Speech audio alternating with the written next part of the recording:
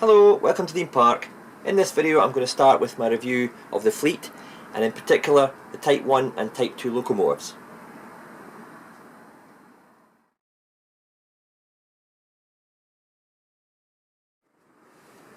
The first loco I'm going to look at is the Class 20. This has been in my fleet since 2018 when it was transferred from Hope Park Junction from a good friend of mine, Mike. It's absolutely in mint condition. I've since fitted the indicator discs to both ends of the loco. What really lets this loco down though is Bachmann's lack of detail regarding the lights and the buffer beam detail. They really need to look at retooling this to give us lights. In this day and age of the high detail, to have a class such as a 20, which is quite iconic in British rail, not to be fitted with such detail as lights and cab interior isn't great. But in saying that, the loco is a great runner. It's good for detail everywhere else, sprung buffers, etc. So I'll fire up the sound on this one and let you hear it.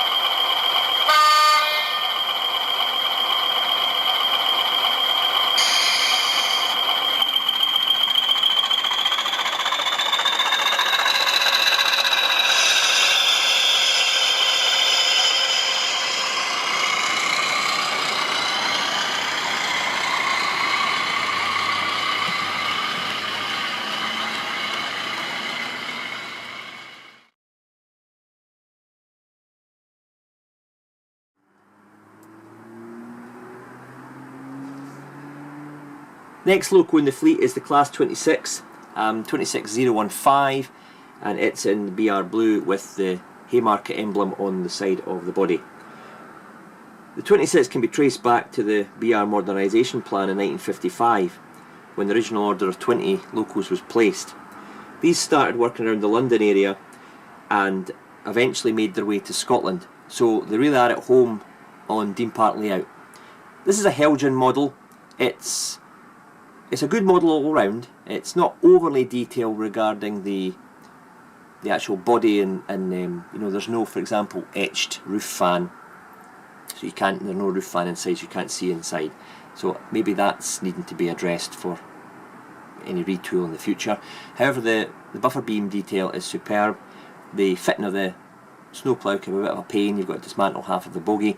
However, it certainly sets the loco apart.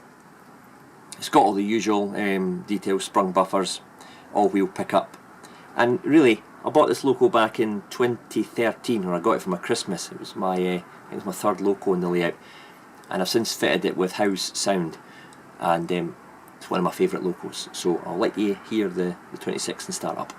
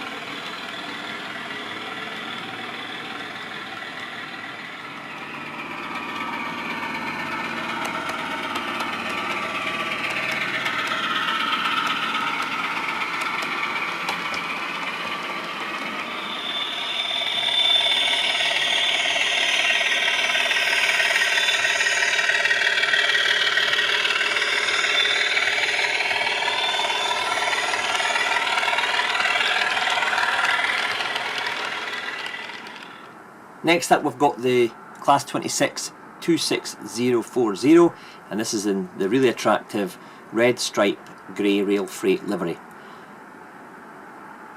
This one is a 2018 release. It came out in about, I think, February or March, and it's got the Eastfield Scotty dog on the side, which is really attractive and really well picked out. So Helgen have done a really good job with this livery.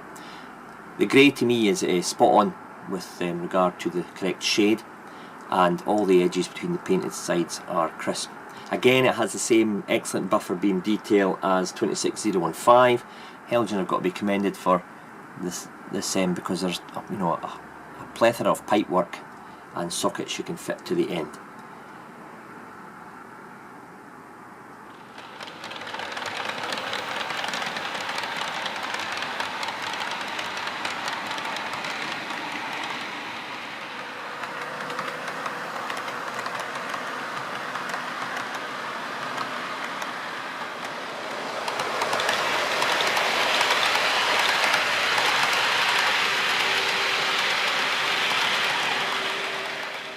The Class 27 on the right here was the second of the Type 2s added to my fleet.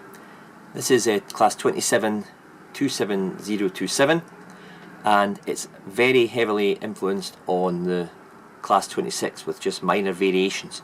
The most obvious one is the head code box on top of the cab roof. By the time the loco was in BR blue, in this particular strain it was plated over with the domino, which is really attractive. I really do like the domino head code, and that's one of the main reasons why I added this to the fleet. Again, fully buffer beam detailed, sprung buffers, excellent runner, very powerful motor, and very silent motor as well. What's one thing I have to say about all the Helgen locos is that the motors are excellent.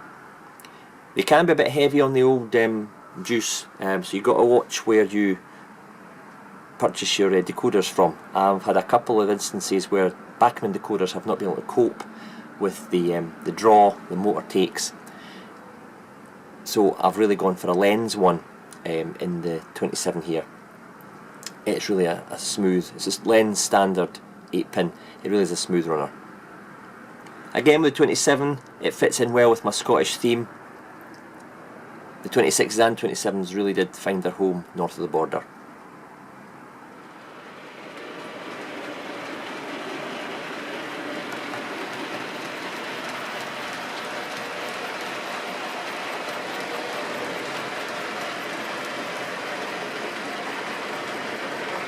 When allocated to Scotland, the Class 26 and 27s usually found work on secondary passenger workings, Speedlink rail freight services, or merry-go-round coal trains from Kilkenzie and Longannet power stations.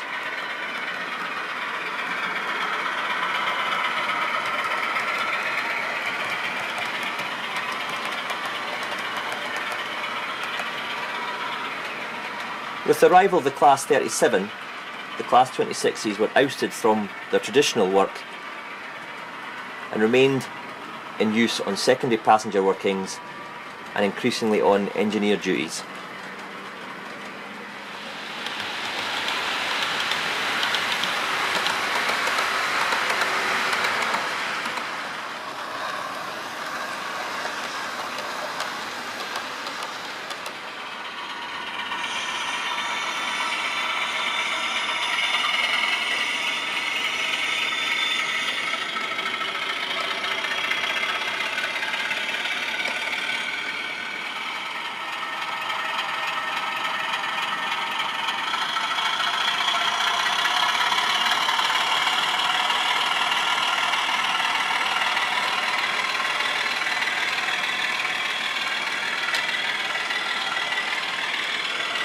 Hope you enjoyed that video.